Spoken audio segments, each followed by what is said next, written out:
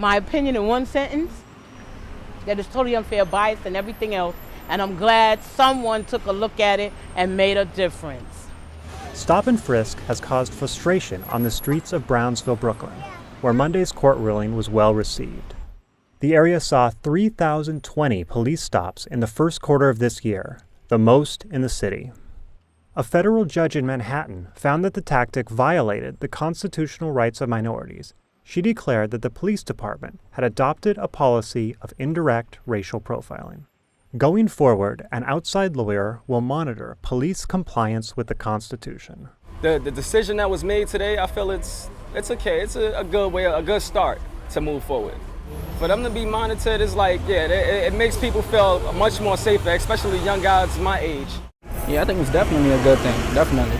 Because I don't have to walk and look over my shoulder and worrying about, the undercovers running up on me, jacking me up, harassing me. I could be coming from the store, minding my own business or getting off of work, and they just look at me, feel like, oh yeah, let's get this guy right here. Like, hey buddy, what's the problem, It's uncalled for.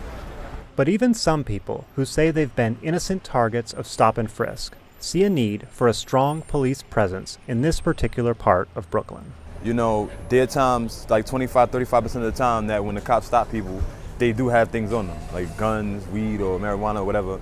And that stuff is what brings the neighborhood down a lot of times, and it only gets worse if the cops don't do their job.